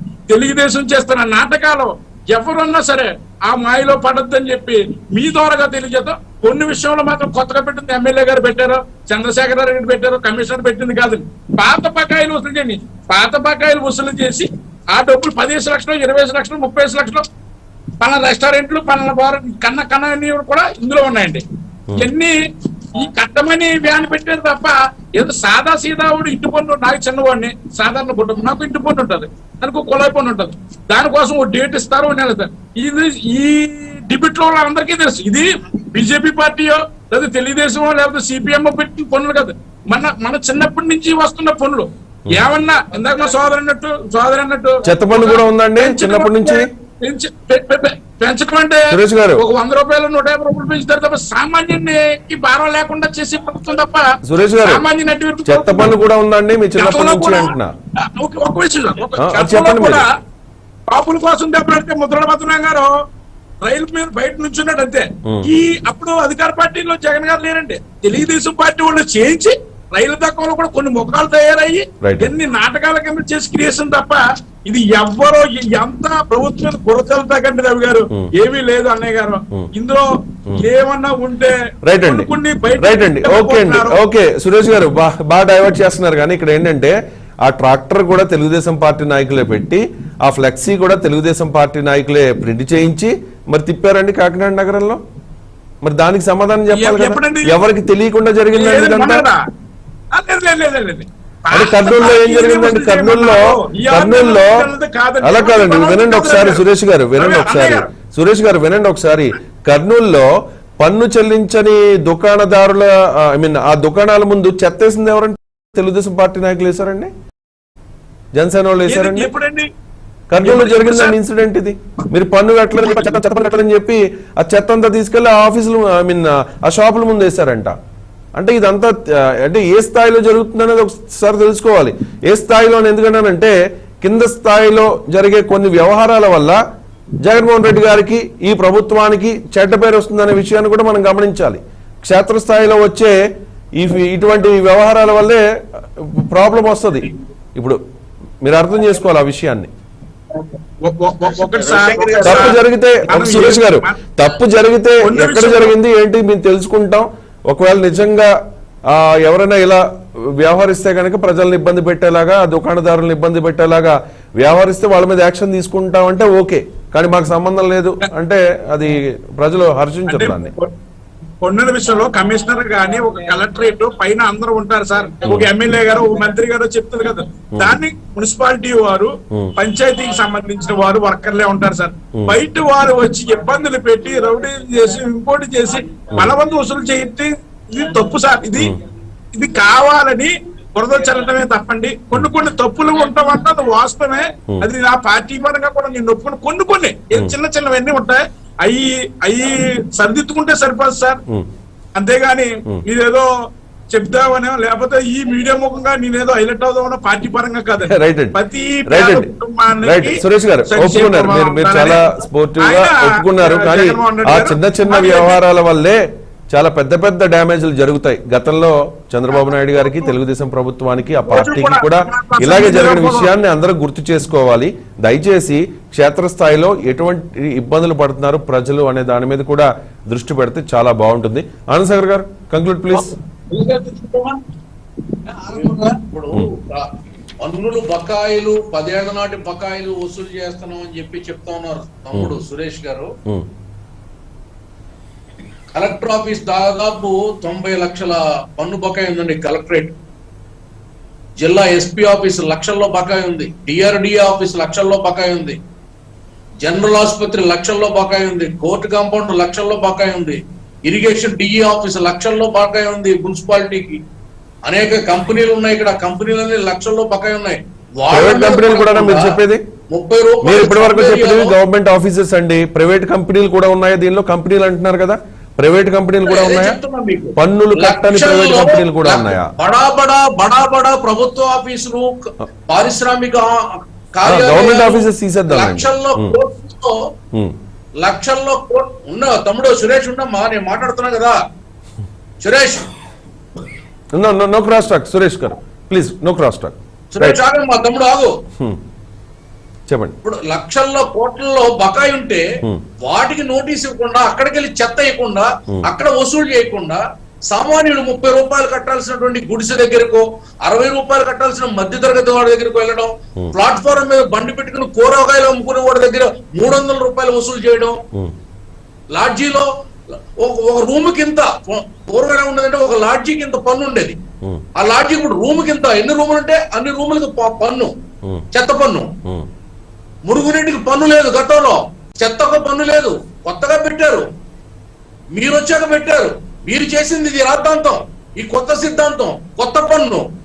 మీరు పెట్టిన పన్నులకి తెలుగుదేశం బాధ్యులు అంటే ఎలా కుదురుతుంది? బకాయిలు అంటారు. వసూలు చేయండి కలెక్టర్ ఆఫీస్ దగ్గర. 97 లక్షల రూపాయలు రావాలి కలెక్టర్ ఆఫీస్. కలెక్టర్ ఇంటి మీద బకాయిలు ఉన్నాయి, ఎస్పీ ఇంటి మీద బకాయిలు ఉన్నాయి, వసూలు చేయండి. అవి మానేసి బళ్ళు అమ్ముకునే వాళ్ళ దగ్గర గ్లోస్ అయిన బోర్డ్స్, మీరు కాంట్రాక్టర్లు రావట్లేదు అంటున్నారు కదా, బినామీలు రావట్లేదు అంటున్నారు కదా, గ్లోస్ అయిన బోర్డ్స్ ఆఫీసుల ముందు, వ్యాపార సముదాయాల ముందు లైట్ తో ఏర్పాటు చేసినటువంటి నేమ్ ప్లేట్ పన్ను వసూలు చేసేది ప్రైవేట్ వ్యక్తా కాదా చెప్పండి. ఈ కార్పొరేషన్ పరిధిలో ఆ వ్యాపార సంస్థలు నిర్వహించే ఆ అడ్వర్టైజ్మెంట్ బోర్డులు నిర్వహించేది ప్రైవేట్ వ్యక్తా కాదా? గతంలో ఫ్రూటీ కుమార్ చేసేవాడు, ఇప్పుడు ఎవరు చేస్తున్నారు చెప్పండి. ఇవన్నీ ఎమ్మెల్యే కనుసన్నల్లో జరుగుతున్నటువంటి, ప్రభుత్వం పేరు చెప్పి జరుగుతున్నటువంటి ఒక దోపిడీ, పచ్చి నెత్తురు జుర్రుకునే పరమ నీచమైనటువంటి చెత్త పన్నును కూడా అమలు జరుపుతున్నటువంటి తీరు ప్రజలు అసహించుకుంటుంటే, పాపం తమ్ముడు పార్టీ మీద అభిమానంతో, మంత్రుల మీద అభిమానంతో ఏదో మేగుతున్నావు, మేకప్ చేస్తున్నావు, బాగుంది, నువ్వు బాగా మాట్లాడుతున్నావు, నచ్చావు నాకు, వెరీ గుడ్. రైట్, ఏదో చెప్తున్నారు కదా సురేష్, ఏదో చెప్తున్నారు, ఒకసారి వినండి. ఒకసారి ఒక నిమిషం సార్, సురేష్ ఏదో చెప్తున్నారు చెప్పండి. ఒక సాగర్ గారు, ఇది మీరు గత ప్రభుత్వంలో మీరు చేసిన ఎన్ని కూడా లిస్టు రూపంలో ఉందన్న, ఎన్ని నిరూపిస్తే ఈ డిబేట్ సరిపోదు. చంద్రబాబు నాయుడు గారు మీరు చేసిన కార్యక్రమాలు ఎన్నో ఉన్నాయి.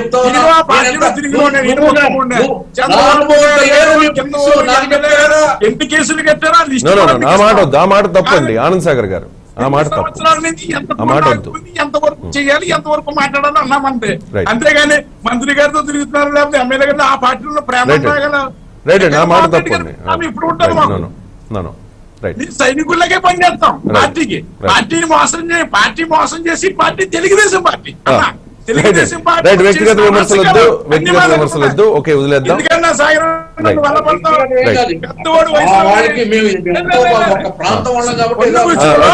సాగర్ గారు, ఇక్కడ ఈ డిబేట్ లో దానికో కమిషనర్, దానికో వర్కర్లో, దానికో యూనియన్ ఉంటది. ఫ్రూటీ కుమార్ దివంగత నేత, మహానేత, అతను కరోనాలో చనిపోయాడు. అతను చనిపోయిన వ్యక్తి గురించి మనం ఎందుకు మాట్లాడుకోవడం? ఆయన గురించి నాకు కూడా తెలుసు, దయచేసి ఆ వ్యక్తి గురించి మనం మాట్లాడుకోవాలి. ఆయనకు మంచి పేరు ఉంది ఆ ఏరియాలో. అసెంబ్లీలో చర్చలు జరుగుతున్నాయి, చనిపోతే అతను మనమే దూషించట్లేదు. రైట్ అండి, వాట్ ఎవర్ ఆనంద్ సాగర్ గారు, ఇక్కడ ఒక పాయింట్ మీరు దూషించారంటలేదన్నా, అతనేమి కాంట్రాక్టర్ కాదే. రైట్ అండి, చర్చ డైవర్ట్ అవ్వద్దు. ఒక నిమిషం, నో నేను ఎలా చేయండి, మీ ఇద్దరు మాట్లాడాలి ప్లీజ్. ఒకసారి వినండి ఆనంద్ సాగర్ గారు. నో సురేష్ గారు, అతని పర్మిషన్ తో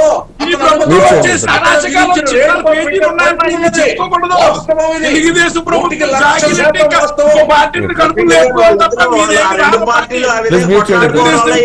అదే సార్ వస్తున్నాను. రైట్ అండి, ఆనంద్ సాగర్ గారు మీరు ఇందాక ఒక మాట అన్నారు, ఈ డిబేట్ లో పాల్గొనే వాళ్ళు ఎవరైనా కూడానండి, వాళ్ళ వయసు కానీ, లేకపోతే వాళ్ళ ఆర్థిక పరిస్థితి కానీ, లేకపోతే వాళ్ళ పార్టీలు కానీ, వాట్ ఎవర్ ఏదైనా కానివ్వండి, అందరూ ఈక్వల్ ఇక్కడ. దయచేసి ఎవరిని మనం కించపరచొద్దు, అందరూ సమానం ఇక్కడ. మీరు చెప్పారు ఆల్రెడీ, నేను విన్నాను. పదే మీరు రిపీట్ చేయట్లేదు. నేను చేస్తానండి, మళ్ళీ రిపీట్ చేస్తా, ఒకసారి మళ్ళీ రిపీట్ చేస్తాను నేను. ఎవరు తక్కువ కాదు ఇక్కడ, దయచేసి వాళ్ళ అధికార పార్టీ వాళ్ళ వచ్చు, కనీసం ఒక్క ఎమ్మెల్యే లేని జనసేన పార్టీ వాళ్ళ ఉండొచ్చు, భారతీయ జనతా పార్టీ వాళ్ళ ఉండొచ్చు. దయచేసి మీ వ్యక్తిగతంగా ఉన్నవి చర్చల్లో తీసుకురావద్దు. మీరు ఈ విషయాన్ని ఇక్కడతో వదిలేయండి నేను. నాకు అర్థమైంది, మీరు చెప్పారు. నేను మళ్ళీ చెప్తాను సార్, నేను మళ్ళీ చెప్తాను, ఇక్కడ ఎవరు తక్కువ కాదు, అదే చెప్తాను, నేను 10 సార్లు చెప్తాను. అదే మీ మాట వెనక్కి తీసుకుంటున్నాను అని అనండి సార్, ఒకటి సరిపోతుంది. మీరు నన్ను వార్న్ చేయొద్దు. రైట్, మీరు నన్ను వార్న్ చేయొద్దు, నేను చెప్పేది వినండి. Right, okay, thank you. అది మీ సంస్కారం, అది మీ విజ్ఞత, అనంతరావు గారు, మీరు తప్పు- మీరు పొరపాటు చేస్తే వ్యక్తిగతంగా మీరు ఎంత గొప్పవాళ్ళైనా ఉండొచ్చు సార్. మాట తీసుకుని తప్పేమో పొరపాటు అంటే నీ వయసు ఎంత అని నా అనుభవంలో లేదు సగం వయసు అని చెప్పి ఒక అధికార పార్టీ రిప్రజెంటేటివ్ ప్రతినిధిగా ఉన్న ఒక వ్యక్తిని అంటే నేను చూస్తూ ఇక్కడ కూర్చోవాలా? మేము చూస్తూ కూర్చుంటావా? ఎవరిని తక్కువ చేసి మాట్లాడొద్దు, ఎవరు తక్కువ కాదు దయచేసి. ఆనంద్ సాగర్ గారు, మీకు నచ్చలేదని చెప్పి మీరు వెళ్ళిపోతానంటే మీ ఇష్టం. మీకు 99 టీవీకి రావడం మీకు ఇష్టం లేకపోతే మీరు వెళ్ళిపోండి. ఎవరిని భయపెడతారు మీరు? ఎవరిని భయపెడతారు మీరు? పద్ధతి మార్చుకోండి. ఆనంద్ సాగర్ గారు, పద్ధతి మార్చుకోండి, అది కరెక్ట్ కాదు. రైట్? మరి మాల్కొండ గారు ప్లీజ్, కరెంట్ టాపిక్ వచ్చండి. తమ్ముడు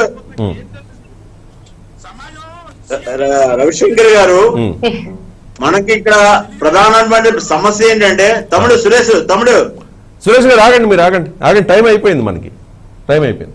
ఇప్పుడు రాజకీయ అంశాలని ప్రతి విషయంలో తీసుకొచ్చేసి ప్రాంతీయ పార్టీల యొక్క కుల పార్టీల యొక్క ఆలోచన అభివృద్ధి వైపు కాకుండా రాజకీయాల వైపు మాత్రమే తిప్పుతుండటం వల్ల ఆంధ్రప్రదేశ్ కి తెలుగుదేశం ప్రభుత్వంలో కానీ ఇప్పుడు వైసీపీ ప్రభుత్వంలో కానీ ప్రజలకి సంక్షేమం వైపు కానీ అభివృద్ధి వైపు కానీ వెళ్ళలేకపోతున్నాం అనేది చాలా స్పష్టంగా మనం కనబడుతున్నాము.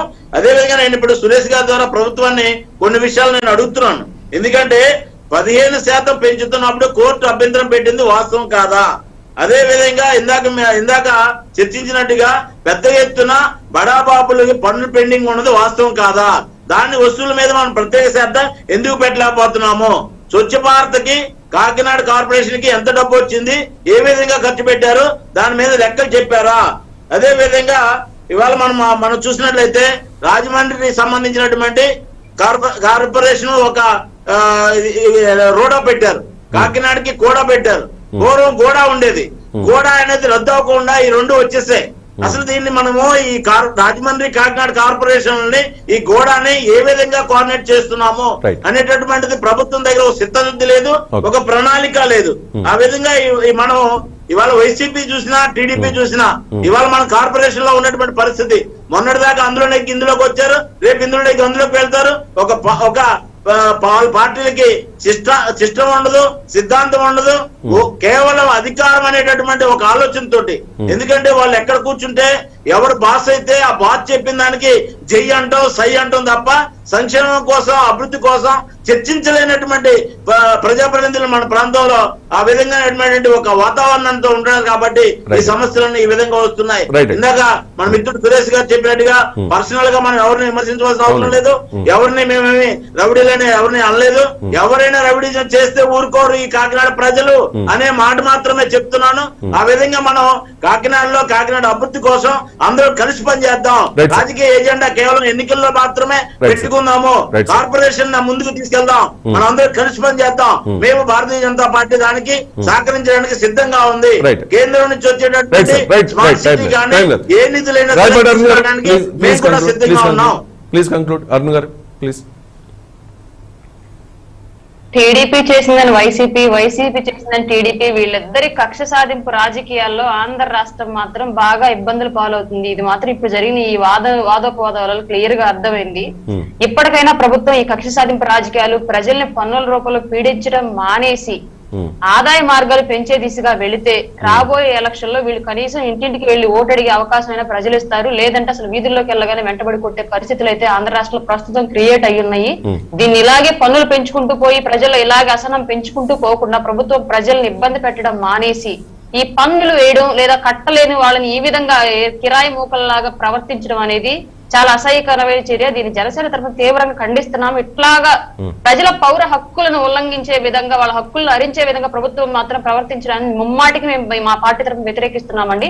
ప్రభుత్వం ఈ వైఖరిని ఎక్కడైనా సరే మార్చుకోవాల్సిందే కంపల్సరీగా, లేదంటే ప్రజల వ్యతిరేకత తీవ్రంగా మీరు ఫేస్ చేయాల్సి వస్తుందని తెలియజేస్తున్నాను. రైట్ అండి, thank you so much Rayapati Arun గారు, మాలకొండయ్య గారు, సురేష్ గారు, అలాగే చర్చ నుంచి మధ్యలో వెళ్లిపోయిన ఆనంద్ సాగర్ గారు మీకు కూడా ధన్యవాదాలు. ఇది స్పెషల్ డిబేట్. మరో అంశంతో మళ్ళీ కలుద్దాం. చూస్తూనే ఉండండి 99 టీవీ.